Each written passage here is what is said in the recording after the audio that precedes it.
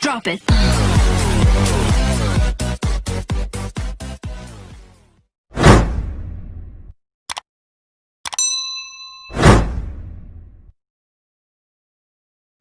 Assalamualaikum warahmatullahi wabarakatuh.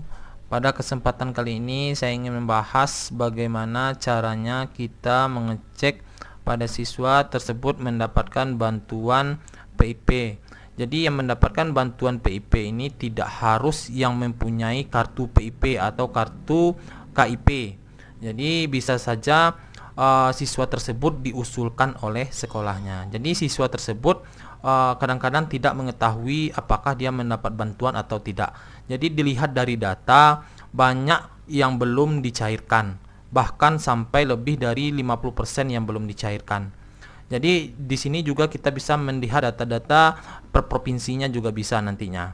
Jadi untuk melihat ini data PIP-nya, bantuan PIP-nya sebenarnya tidak terlalu sulit. Cukup kita menyiapkan nomor induk mahasiswa nasional atau NISN. Bagi yang belum mengetahui NISN-nya bisa dilihat video sebelumnya. Itu sudah saya bahas bagaimana mengecek NISN-nya. Jadi sudah yang data yang perlu kita siapkan adalah NISN, lalu tanggal lahir dan nama ibu kandung. Jadi data 3 itu yang kita masukkan, nanti kita lebih nampak di sana apakah kita menerima bantuan, siswa tersebut menerima bantuan atau tidaknya. Sebelum melanjutkan video ini, jika bermanfaat video ini silakan subscribe, like, komen dan juga di share. Tidak lama-lama langsung saja kita masuk ke Google Chrome terlebih dahulu. Ya, langsung saja kita mengklik di sini PIP. Ya, tidak susulit. Ya, langsung saja ini kita ambil PIP Kemendikbud. Ya, di sini kita ambil, kita scroll ke bawah, yang kita ambil itu adalah PIP Kemendikbud Go.id. Lalu kita klik di sini. Nah, di sini cara ngeceknya sangat mudah sekali. Di sini ya, tinggal kita memasukkan NISN-nya. NISN-nya sudah saya beritahu bagaimana cara mencari NISN-nya. Lalu ini tanggal lahir, lalu nama ibu kandung. Sebelum ini bisa kita lihat ke bawah ini, kenapa kok penerima bantuan ini apa-apa saja yang berhak menerima bantuan ini. Jadi tidak harus yang memiliki kartu PIP saja atau kartu KIP. Jadi coba kita lihat ini prioritas sasarannya bisa. Ini kita lihat dulu tujuan PIP.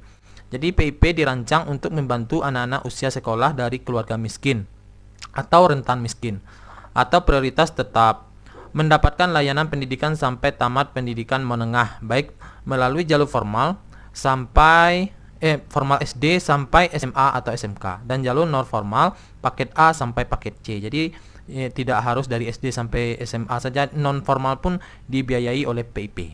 Ya, paket A sampai paket C.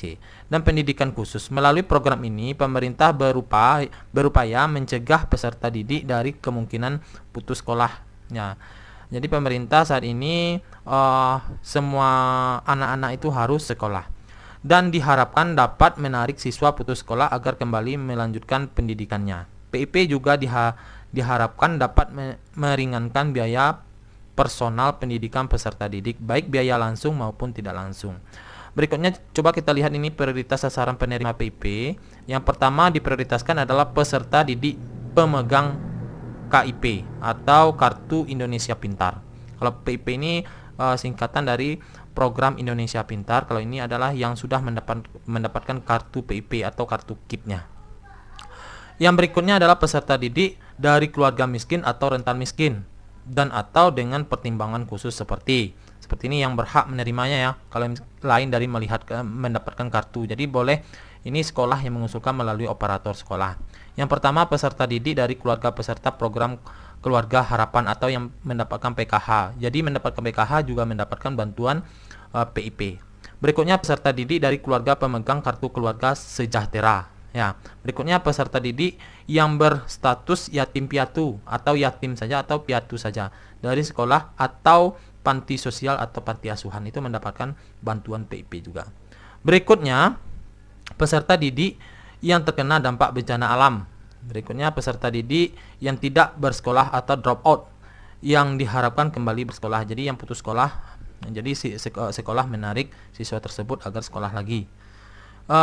Berikutnya peserta didik yang mengalami kelainan fisik, korban musibah dari orang tua yang mengalami pemutusan hubungan kerja di daerah konflik dari keluarga terpidana, berada di lembaga permasyarakatan, memiliki lebih dari 3 saudara yang tinggal serumah, ya. Jadi tergantung pertimbangan dari sekolah. Berikutnya adalah peserta pada lembaga kursus atau satuan pendidik non formal lainnya. Nah, jadi itulah yang harus diprioritaskan untuk penerima bantuan PIP. Langsung saja kita bagaimana caranya mengecek mencari penerima PIP ini, apakah siswa tersebut mendapatkan atau tidak mendapatkan bantuan. Yang pertama kita masukkan NISN-nya dulu. Ini sudah saya beritahu bagaimana cara ngeceknya. Ini saya coba satu orang siswa. Ya, saya masukkan NIS-nya. Setelah itu masukkan tanggal lahirnya.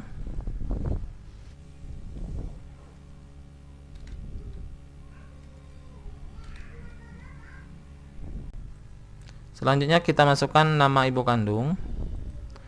Ya, kalau sudah langsung kita cari. Nah, ini sudah nampak data pencariannya. Ini coba kita scroll ke bawah ya. Ini siswa tersebut dari SD, lalu tahun penyalurannya tahun 2020. Ini ada nama lengkap ya, nama, lalu sekolahnya di mana, kecamatan, kabupaten, provinsi, lalu bank penyalurnya bank apa. Jadi di sini kalau yang muncul datanya seperti ini berarti siswa tersebut mendapatkan bantuan PIP. Jadi sangat gampang sekali bagaimana kita mengecek siswa tersebut mendapatkan bantuan PIP atau tidaknya. Jadi cukup kita menyiapkan NISN. NISN itu juga bisa dicari di Google. Lalu berikutnya tanggal lahir, berikutnya adalah nama ibu kandung. Jadi di sini nampak penerima bantuan PIP atau tidak. Lalu berikutnya berdasarkan ini saya melihat data penyalurannya itu kemungkinan ada yang lebih dari 50% itu tidak dicairkan padahal telah disalurkan. Coba kita lihat ini data, ada kita lihat data nasionalnya. Kalau data nasionalnya seperti ini. Ya, ini data nasionalnya. Ini pada SD, kita lihat pada jenjang SD itu dialokasikan adalah sekitar 10 juta siswa. Berikutnya 10 juta 360 ribuan ya. Ini yang disalurkan lebih dari itu, lebih dari alokasinya. Padahal yang mencairkan itu sekitar 56%. Jadi terlalu sedikit yang mencairkan. Ya, kendalanya mungkin kurang komunikasi antara sekolah dengan siswanya, mungkin penyebabnya itu. Berikutnya SMP juga seperti itu, sekitar 58%, lalu SMA juga 52%, lalu yang paling sedikit adalah pada SMK itu yang dicairkan cuma 47%. Jadi pemerintah sudah menyiapkan anggaran yang sangat besar sekali. Ya, ini hitungannya sudah 9 triliun ya, sudah 9 triliun yang disiapkan oleh pemerintah. Namun pencairannya itu sekitar 52%. Ya. Jadi banyak yang belum dicairkan itu untuk penyaluran tahun 2020, padahal sekarang ini sudah sampai Desember 2020. Ini juga bisa kita cek pada tahun-tahun sebelumnya. Lalu per provinsinya bisa kita ngecek per provinsinya, ini per wilayah ya. Lalu kita ngecek per wilayahnya, bisa kita lihat ini per provinsinya. Ini dari Aceh, ini lalu dari Bali, Banten ya, kita cari saja provinsi yang kita tempati. Saya misalkan di sini karena saya di Provinsi Jambi, coba kita lihat Provinsi Jambi. Ya, ini Provinsi Jambi. Ini total yang dicairkan cuman kalau hitungan siswanya 55%, lalu kalau anggarannya sekitar 52% yang dicairkan. Sekitar 47 miliar. Ya, itu yang dicairkan. Padahal yang dianggarkan sekitar 88 miliar. Berikutnya kita lihat ini yang siswa tadi misalnya ya Provinsi Jambi, coba kita lihat detailnya ya. Ini detailnya pada Provinsi Jambi, ini per kabupatennya lagi kita lihat. Ini Kabupaten Kerinci kita ya. Kita lihat Kabupaten Kerinci. Ya, ini Kabupaten Kerinci. Ya, ini anggarannya. Lalu kita lihat ini jenjangnya. Kecamatan lagi ya, kecamatannya Batang Merangin. Coba kita lihat Batang Merangin. Ini Batang Merangin. Nah dia, ini Batang Merangin. Jadi jenjangnya pada jenjang SD itu untuk Kecamatan Batang Merangin itu jumlah siswanya adalah 325 orang, yang mencairkan cuma 252 orang. Ini cukup tinggi, jumlah pencairannya sebesar 77%. Lalu ini jumlah uang yang dicairkan itu sebesar 127 juta. Yang dialokasikan, yang dicairkan cuma 96%, 96 juta, jadi sekitar 75%. Jadi dari sini kita bisa ngecek berapa yang sudah dicairkan per provinsinya, bahkan per kecamatannya. Ya, jadi sangat gampang sekali kita ngecek data PIP dari bagaimana pencairannya dan siapa-siapa saja yang berhak menerima bantuan PIP dan berapa persen yang telah dicairkan untuk tahun 2020 dan 2019 dan 2018. Mungkin sekian dari saya untuk penjabaran bagaimana caranya kita melihat atau mengecek siswa menerima bantuan PIP. Jika ada kesalahan dalam penyampaian, saya mohon maaf. Bagi yang belum subscribe, silakan di subscribe terlebih dahulu, silakan like, komen, dan juga di share. Mungkin sekian dari saya tutup dengan assalamualaikum warahmatullahi wabarakatuh.